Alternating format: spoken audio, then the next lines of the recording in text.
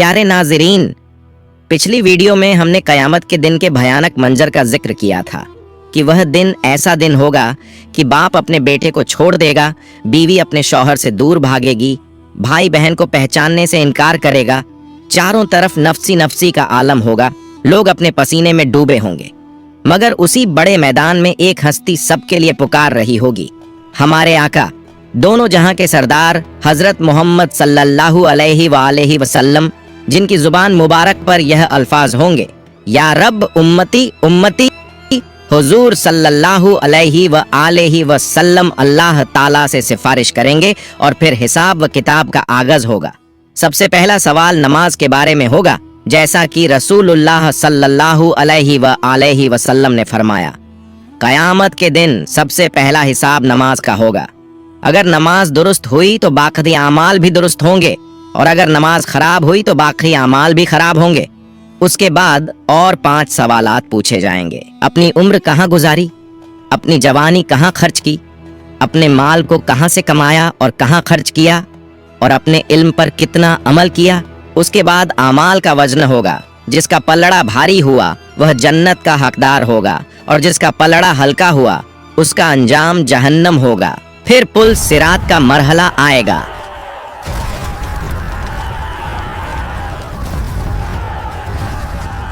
सवाल यह है, पुल सिरात क्या है, कहाँ है, कौन इस पर बिजली की तरह गुजरेगा, और हुजूर सल्लल्लाहु अलैहि वसल्लम किन खुश नसीब लोगों की वहां सिफारिश करेंगे।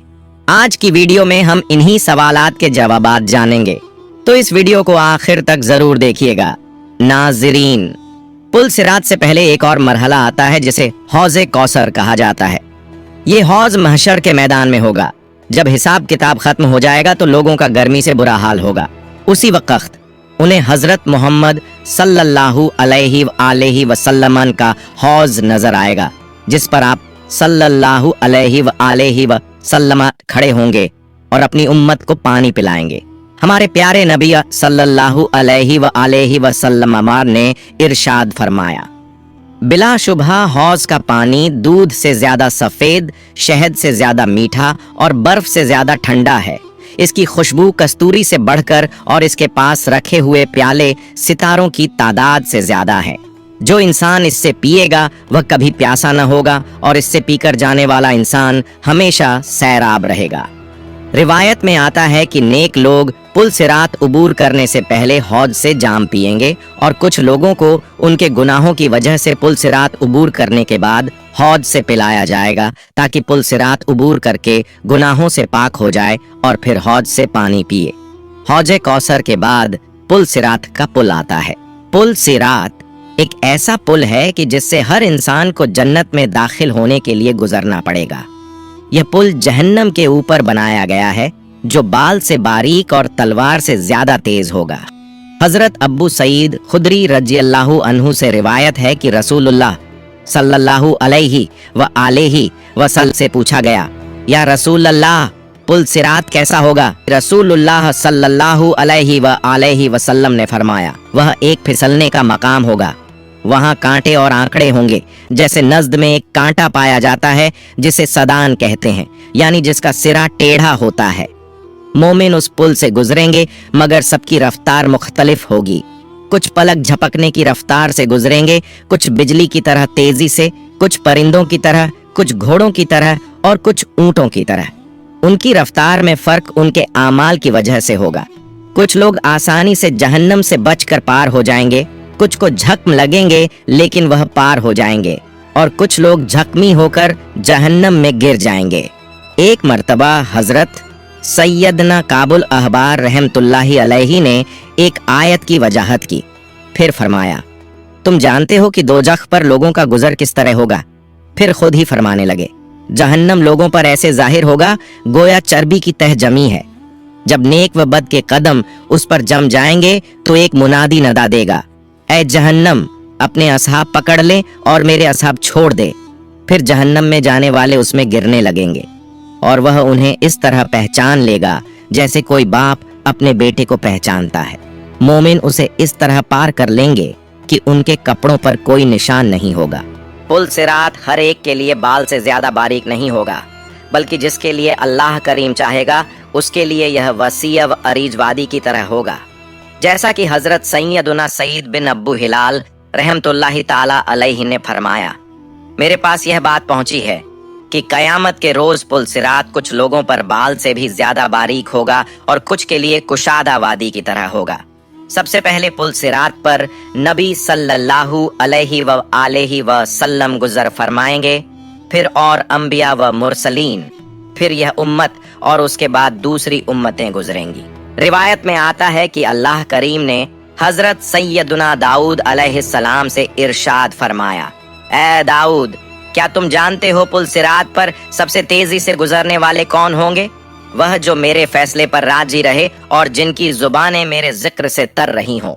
हमारे प्यारे नबी रहमत ए आलम हुजूर सल्लल्लाहु अलैहि व आलिहि वसल्लम की शान यह है कि आप अपनी उम्मत के लिए हर वक्त फिक्रमंद रहते हैं।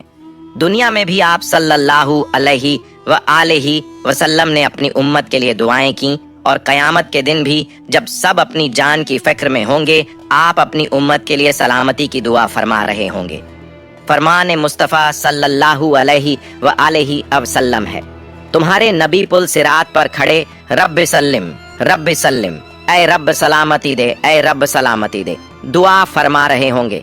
सोचिए वह लम्हा कितना सख्त होगा कि हर शख्स अपनी नजात की फिक्र में होगा, मगर हमारे प्यारे आका सल्लल्लाहु अलैहि व आलिहि वसल्लम अपनी जान की नहीं बल्कि अपनी उम्मत की सलामती की फिक्र कर रहे होंगे। फरिश्ते भी अर्ज करेंगे, ऐ अल्लाह, सलामती से गुजार, सलामती से गुजार। यही तो वह अजीम शान है जो अल्लाह ने अपने महबूब सल्लल्लाहु अलैहि व आलिहि वसल्लम को अता फरमाई। आप सरापा रहमत हैं, शफीउल आजम हैं, और सच ये है कि अगर आपकी दुआ न हो तो कोई पुल सिरात से गुजर ही न सके। नाजरीन, जो लोग अपने गुनाहों की वजह से जहन्नम में डाले जाएंगे वे वहां कुछ वक्त तक सख्त सजा बर्दाश्त करेंगे। उनके गुनाहों की सजा उन्हें मिलेगी और वे अपने आमाल का बदला पाएंगे। लेकिन अल्लाह ताला की रहमत बहुत बड़ी है।